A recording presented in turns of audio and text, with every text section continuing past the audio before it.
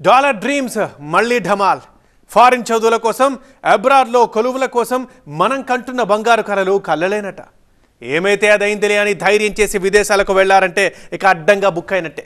ఈ తరహా ప్రమాద హెచ్చరికలు పదే పదే చెప్పుకుంటూ వస్తున్నవే. కానీ ఇప్పుడు మోగుతున్న ప్రమాద ఘంటికలు మాత్రం వేరే లెవెల్. వస్తే పస్తులే, పూట గడవడానికి కూడా లాటరీ కొట్టాల్సిందే అని అక్కడున్న వాళ్లే చవి చూసినా చూస్తున్న తమ తమ చేదు అనుభవాలే సాక్షిగా సెలవిస్తున్నారు. ఆయా దేశాలు అవలంబిస్తున్న వలస పాలసీలే మన ఫారిన్ ఫార్చ్యూన్స్ మీద నీళ్లు జల్లేస్తున్న మాట అయితే ఖచ్చితంగా నిజం. డాలర్ అయితే రారమ్మంటోంది, పాలసీ మాత్రం పోపమ్మంటోంది. ఉచ్చు బిగుస్తున్న వలస పాలసీలు.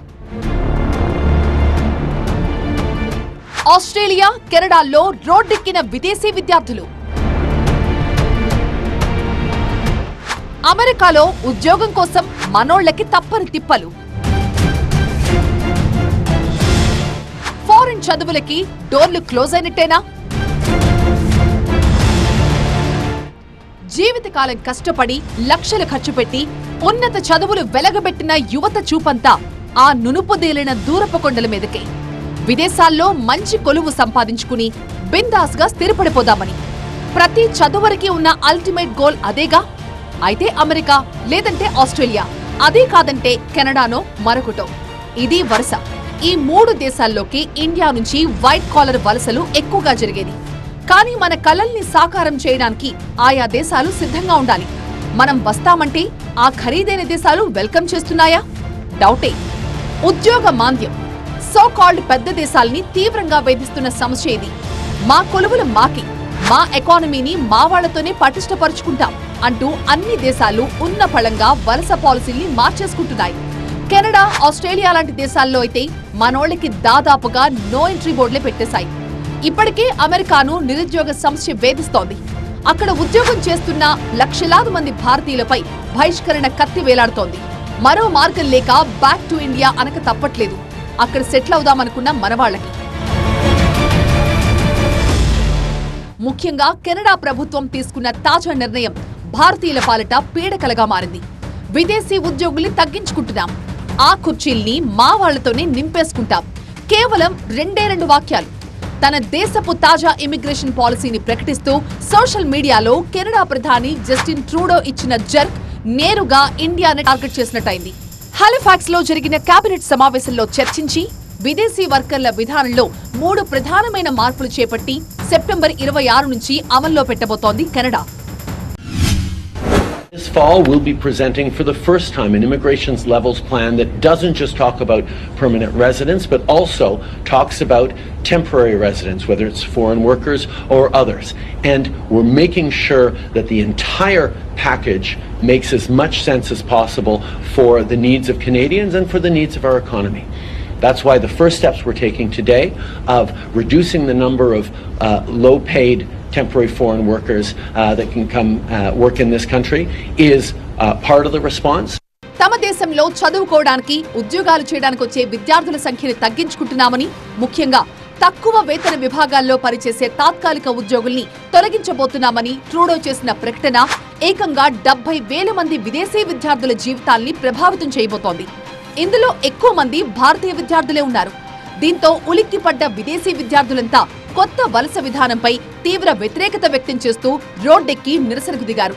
కెనడా నుంచి వెనక్కి పంపుతారన్న భయాందోళన వాళ్ళలో స్పష్టంగా కనిపిస్తోంది. ముఖ్యంగా Prince Edward Island, Ontario, Manitoba, British కొలంబియాలో పెద్ద ఎత్తున నిరసన పెల్లుబికింది. మా భవిష్యత్తు అంతా కూడా వర్క్ పర్మిట్ మీద ఆధారపడి ఉంటుంది కాబట్టి ఇలాంటి స్టేట్మెంట్ ఇవ్వడం వల్ల ఉద్యోగ అవకాశాలు కోల్పోవడము, అలాగే తిరిగి ఇండియాకి వెళ్ళడం తప్ప ఇంకా ఏ అవకాశాలు కూడా లేవు అని చెప్పి వాళ్ళందరూ కూడా ఆందోళన చేపడుతూ ర్యాలీగా ముందుకు వెళ్తున్న పరిస్థితులు అయితే ఉన్నాయి. అయితే కెనడా ప్రధాని మాత్రం ఒకే విషయాన్ని స్పష్టంగా చెప్తూ ఉన్నారు. వర్క్ పర్మిట్ని లిమిటేషన్ చేస్తూ, అంటే 2019తో పోలిస్తే 2023లో దాదాపు 80% పైగా కూడా వర్క్ పర్మిట్స్ ఇవ్వడం జరిగింది. దాని ద్వారా అక్కడ ఉన్న ఉద్యోగ అవకాశాలు వాళ్ళందరూ కూడా కోల్పోతున్న పరిస్థితులు చాలా క్లియర్గా కనబడుతూ ఉండడంలో ఎక్కడైతే వర్క్ పర్మిట్ అవసరం ఉన్నాయో ఉద్యోగ అవకాశాలు అక్కడ మాత్రమే మేము తీసుకుంటాము. మిగతా చోట్ల ఎక్కడా కూడా బయట నుంచి వస్తున్న వాళ్ళందరినీ కూడా వలసదారులను వర్క్ పర్మిట్ వీసా వీసాలు మేము అప్రూవ్ చేయము అని కూడా క్లియర్గా చెప్పడం జరిగింది. కొత్త వలస విధానం కారణంగా శాశ్వత నివాస నామినేషన్లు 25% తగ్గిపోయాయి. స్టడీ పర్మిట్లను కూడా కుదించే ప్రమాదం ఉంది. దీంతో ఎక్కువగా నష్టపోయేది భారతీయ విద్యార్థులే. ఈ ఏడాది డిసెంబర్లో అనేక మంది వర్క్ పర్మిట్లు ఎక్స్పైర్ అయిపోతున్నాయి. వీళ్లందరికీ భవిష్యత్తు అంధకారంలో పడినట్టే. అందుకే బాధితులంతా సంఘంగా ఏర్పడి ఆందోళనకు దిగారు. 6 ఏళ్లుగా ఇక్కడే ఉంటున్నాం. కెనడా రావడానికి అంతకు ముందు చాలా కష్టపడ్డాం. ఇక్కడే చదువుకున్నాం, ఇక్కడే పనిచేశాం, ఈ దేశానికే పన్నులు కట్టాం. కానీ ప్రభుత్వం తెచ్చిన కొత్త పాలసీ మా కడుపు కొడుతోంది, మా ఫ్యూచర్ ని మింగేస్తోంది అని వాపోతున్నారు కెనడాలో స్థిరపడ్డ సగటు ఉద్యోగి.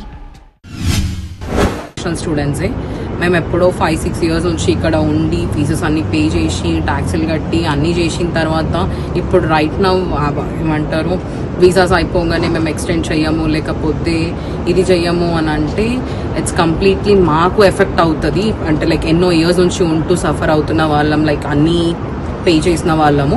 ఇప్పుడు కొత్తగా వచ్చే వాళ్ళకి మీరు ఏమంటారు వాళ్ళకి రిస్ట్రిక్షన్స్ పెడుతున్నారంటే that's well and good. Like వాళ్ళకి ముందుగానే అన్ని ఇంటిమేట్ చేస్తున్నారు కాబట్టి. వలసలకు కెనడా ఎప్పటికీ స్వర్గధామంగానే ఉంటుంది అని హామీ ఇస్తూనే వలసదారులపై ఉక్కుపాదం మోపుతోంది ట్రూడో ప్రభుత్వం.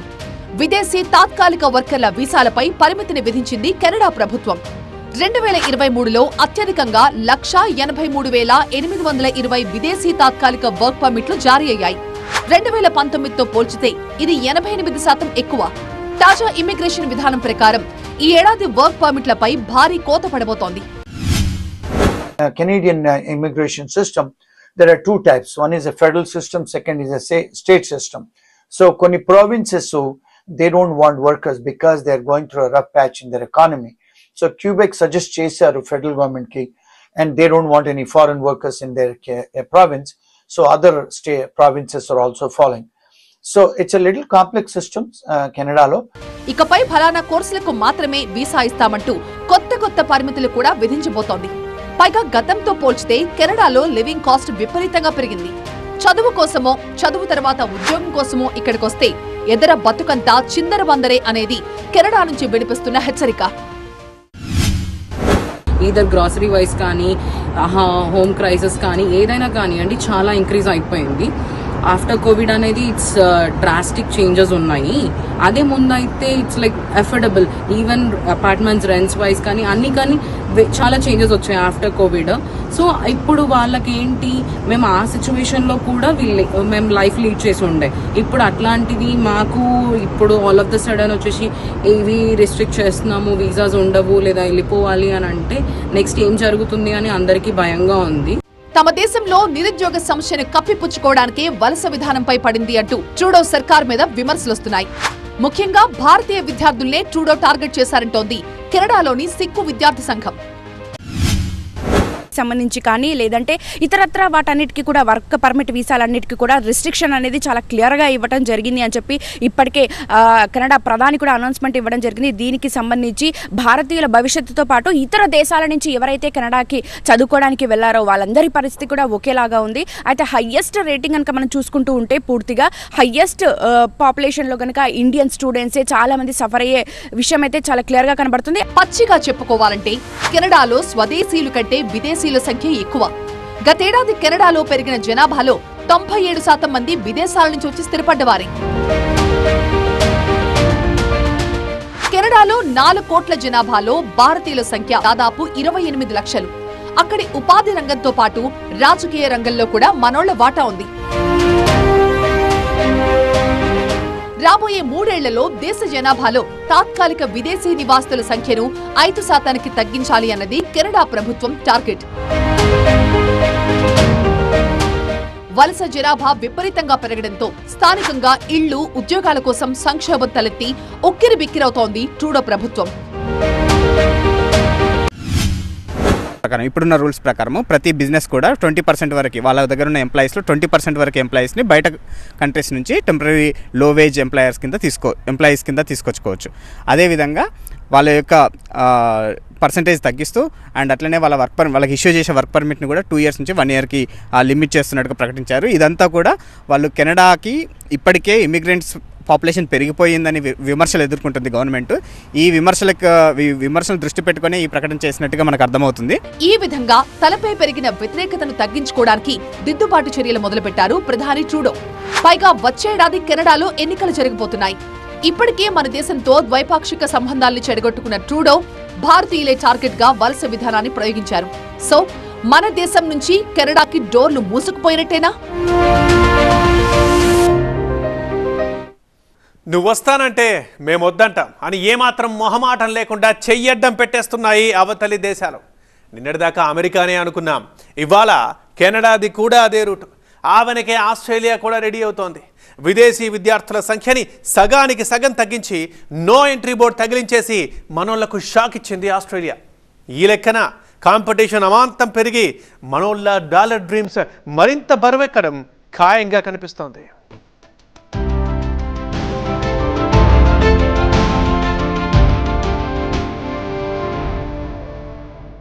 ఆస్ట్రేలియాలో మాస్టర్స్ డిగ్రీ ప్లాన్ చేస్తున్నారా? చదువు తర్వాత అక్కడే సెటిల్ అవుతారా? అయితే కాస్త ఆగండి. ఎందుకైనా మంచిది ప్లాన్ బి కూడా రెడీ చేసుకోండి. గతం కంటే రెండింతలు పెరిగిన కాంపిటీషన్ ని తట్టుకోగలిగితేనే ఆస్ట్రేలియాకి వెళ్లాలి అన్న బంగారు కల సాకారమయ్యేది. తమ దేశంలో చదివే ఛాన్స్ ని ఇక మీదట 2,70,000 మందికి మాత్రమే ఇస్తుందంట ఆసిస్. అంటే సగం మందికి నో ఎంట్రీ అన్నమాట.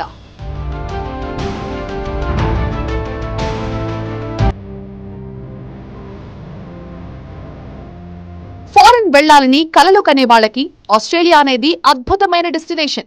ఎందుకంటే Australian universities world class standards తో ఉంటాయి. ఆస్ట్రేలియన్ సిటీ లైఫ్ అయితే చాలా సురక్షితం. ఆస్ట్రేలియాలో గడిపే ప్రతి క్షణము మధురమే. అందుకే కాస్తో కూస్తో డబ్బున్న ప్రతి ఫ్యామిలీ తమ పిల్లల్ని ఆస్ట్రేలియాలో చదివించాలని, చదువు పూర్తయ్యాక ఆస్ట్రేలియాలోనే ఉద్యోగం చేయించాలని ఆశపడతారు. తమ దేశంలో మాస్టర్స్ చదువుకున్న విదేశీయులకు 6 ఏళ్ల పాటు ఆస్ట్రేలియాలో ఉండేలాగా పోస్ట్ స్టడీ వర్క్ పర్మిట్ కూడా ఇస్తుంది Australia government.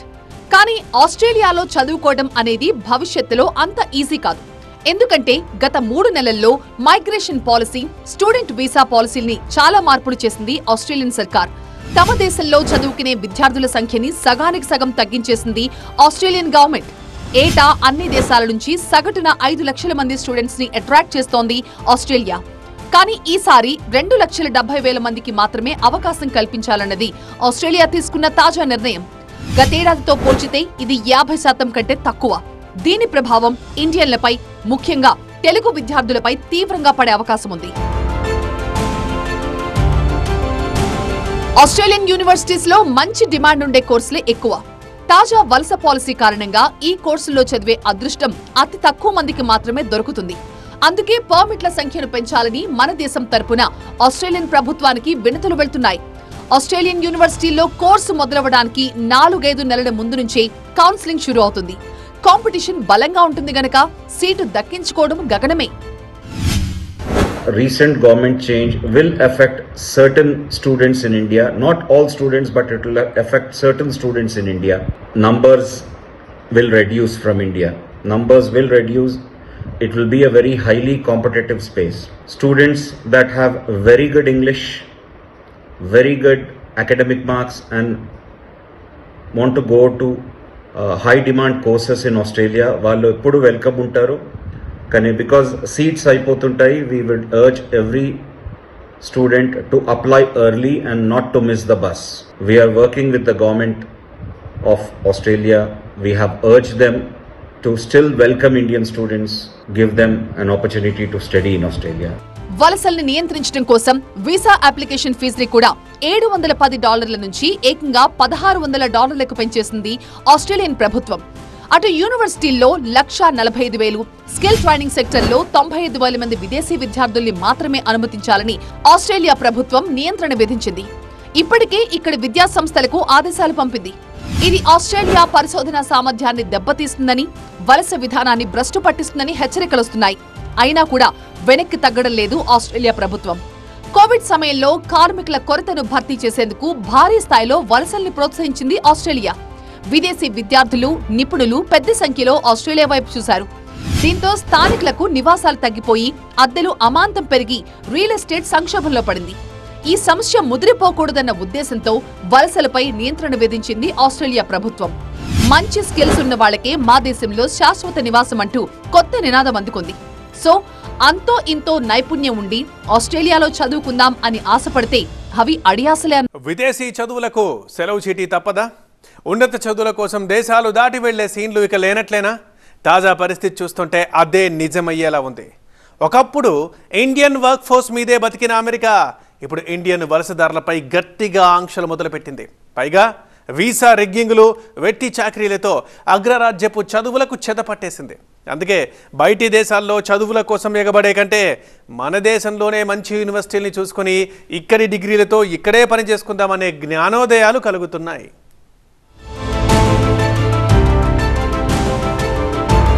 Canada, Australia, America విదేశీ చదువుల కోసం ఎగబడే ప్రతి దేశస్థుడికి ఇవే గరం గరం హాట్స్పాట్లు. ఈ 3 దేశాల్లో అవకాశం రాకపోతేనే మిగతా దేశాల వైపు చూస్తారు. 2023 ఆర్థిక సంవత్సరంలో ఆస్ట్రేలియాలోనే 6 లక్షల విద్యార్థి వీసాలు మంజూరయ్యాయి. అదే ఏడాది మన దేశం నుంచి 2,68,000 మంది స్టూడెంట్స్ అమెరికా వెళ్లారు. అంతకు ముందుటి కంటే ఇది 35% ఎక్కువ. ఇది కూడా ఆల్ టైమ్ రికార్డే. ఇంతమంది డాలర్ డ్రీమ్స్ ని నెరవేరుస్తున్న అమెరికా, ఆస్ట్రేలియా, కెనడా దేశాలు రేపటి నుంచి మన మొహం మీదే డోర్లు మూసేస్తున్నాయి. సో అమెరికా అని, ఆస్ట్రేలియా అని ఆయాసపడే విద్యార్థులారా పారా హుషార్, నేల విడిచి సాము చేయకండి అనే హెచ్చరికలు జారీ అవుతున్నాయి. మాత్రమే కాకుండా ఇటు అమెరికాలో చూసుకోవచ్చు, అలాగే ఆస్ట్రేలియాలో చూసుకోవచ్చు, యూకేలో చూసుకోవచ్చు, మిగతా ఎక్కడ ప్రపంచ వ్యాప్తంగా కూడా ఎక్కడ అయితే లే ఆఫ్స్ అవకాశాలు ఉంటాయో అన్ని చోట్ల కూడా లే ఆఫ్స్ అనేవి జరుగుతూ ఉన్నాయి. ఇప్పటికే ఉద్యోగ అవకాశాల కోసం ప్రతి ఒక్కరు కూడా వెతుకుతున్న పరిస్థితులు ఉన్నాయి. ఫర్ సపోజ్ అమెరికా వెళ్ళి ఏ మాస్టర్స్ చేయాలనుకుంటే ఎంత ఖర్చుతో కూడుకున్న పనో అందరికీ తెలుసు.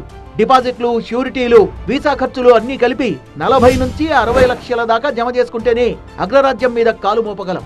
అక్కడికి వెళ్ళి కాలేజీలో చదువుతూ ఎక్కడ ఒక చోట బస చేస్తూ జిందగీ గడపాలంటే నెలకు ఎంత లేదన్నా 1.5 లక్షల దాకా ఖర్చు అవుతుంది.